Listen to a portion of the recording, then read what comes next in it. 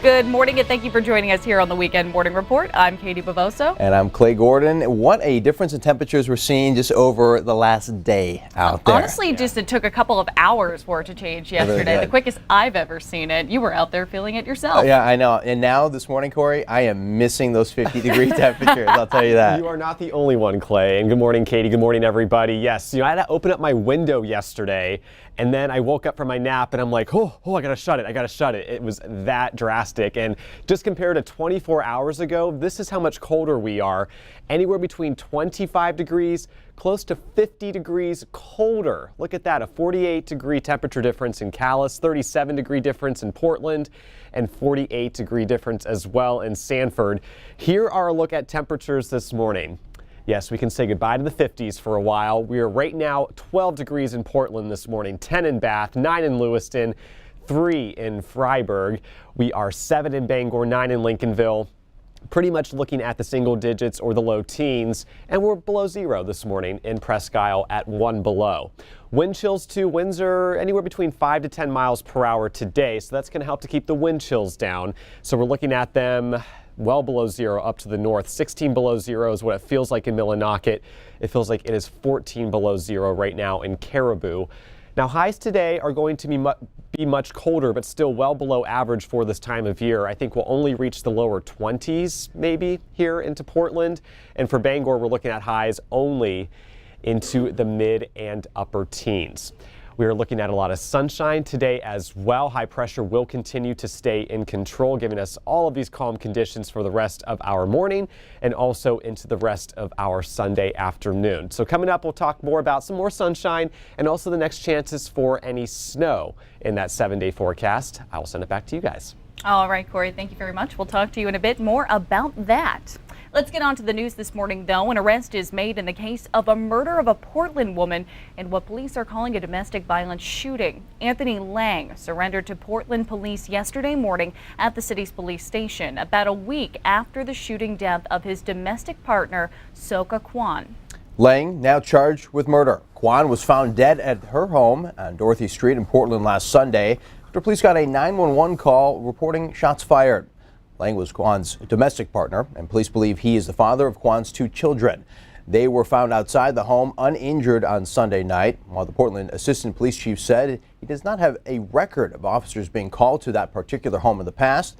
Police want to remind the public in the news conference yesterday that there are local resources for Mainers experiencing domestic violence. We urge anyone that's experiencing domestic violence to contact police or Family Crisis Services. Family Crisis serves all of Cumberland County. They have a 1-800 hotline. They provide safety planning. They are able to talk with victims about what the available resources are. And Lang is expected to be in court on Tuesday. Maine State Police say speed and heavy fog were factors in a crash that killed an Acton man in Lebanon. The crash happened around 1:30 Saturday morning. Troopers say Brian LeClaire died at the scene after his car went off the road, rolled over, and slammed into a tree. He was wearing a seatbelt, and officials say he died of head injuries. It was a scary phone call that a father in Portland never thought he would get. Yesterday, Rick Romano and his family were petrified when one of his daughters called him saying a ballistic missile was heading towards her in Hawaii. Can you imagine getting that phone call? No. She was one of the Hawaiian residents who got the message from Hawaii's Emergency Management Agency in error. Rick has 2 daughters and grandchildren in the state and recounted his harrowing day for News Center Maine. Well, it began at my office, and I was there doing some work. And interestingly enough, I was listening to a very personal song that meant a lot about the past and thinking about my children. And I got a call from my daughter, my oldest daughter, Sadie, who lives in Hawaii with her husband and her son, Zion. And she was crying and quite upset and could barely speak. And I said, "What's wrong, Sadie? What's wrong?" And she finally told me that they received an alert, not a warning, but an alert that there was a nuclear missile inbound and that she needed to get off the phone and find shelter. And she said, "Goodbye, Dad, I love you." And that was very hard to take. So I sort of hit a panic mode a little bit. I tried to get a call into my wife, into my other children, and then inbound is a text message from my youngest daughter, who also lives on the island of Maui, not too far from my oldest daughter, that telling us the same thing and asking us if we'd seen the news. And I couldn't even speak to her. I tried to call her back and the lines were all tied up. And I couldn't function. And as I said, I tried to call my other children and ask them to get home to be with my wife while I left my office. I don't think anger is the word. I try not to be an angry person. But I think, you know, we need to have answers, how this can happen, and just what it means when this does happen, and how things can snowball and get out of hand real quickly. But most importantly, I think that maybe the lesson learned here is that, you know, a world without nuclear weapons is far better than one with. An absolutely harrowing time for that father. Hawaii Governor David Ige has apologized for the emergency alert, and he and the state emergency agency confirmed human error was to blame for that false alarm. The governor said an employee pushed the wrong button during a shift change briefing at the Hawaii Emergency Management Agency. Both officials called the mistake inadvertent and regrettable, and that it should not have happened. This is regrettable. It won't happen again, because the criticality of the time on this type of event and the credibility of this alarm going out is critical for us saving lives. So we'll take action to make sure this doesn't happen again. Two military officials told NBC News that there was no indication the military initiated the alert or provided information to prompt such a message to be sent. The unintended alert comes after Hawaiian officials in November said they were reinstating air raid warning sirens because of rising tensions between the U.S. and North Korea.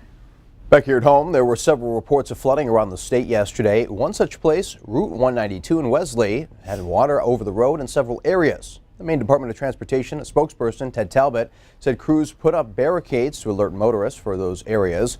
Roger Rosengel has lived on Route 192 in Wesley near one location for 30 years. He said this was the worst he's seen since he's been there. He said flooding has happened several times, but this was the worst. He thinks all the snow made the difference. Rosengel has been watching to see if anyone's car died from the high water. I'm surprised. As yet, I haven't seen one. They sputter once in a while when they come out of there, but some of them go in a little too fast. And some of them sit here and wait maybe 30 seconds, ponder it, and then they go through anyway. So. The high water started to recede yesterday afternoon. The roads remained with barricades where they were needed there. Well, school health centers across Maine that lost funding in the 2018 budget would get a boost under a bill proposed by a Lewiston lawmaker. Democratic Representative James Handy's emergency bill would provide $600,000 of funding, both for this school year and the school year starting this fall. He says the centers need funding as soon as possible to keep up with their services. His bill is set for a hearing this Thursday, and Emily Spencer, the spokesperson for the state health department, said they don't yet have an opinion on the bill. The drummer from the jam band Phish is helping collect signatures with the goal of overturning a legislative delay on ranked choice voting in Maine. John Fishman, who lives in Maine, is joining a late push to reach a goal of more than 60,000 signatures of registered voters to force a people's veto.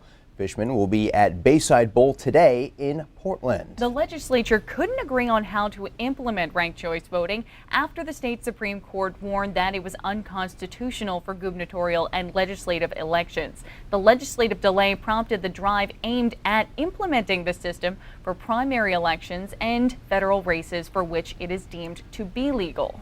Well, coming up, Corey will give us a look at how today and for many the long weekend is shaping up. The forecast is next.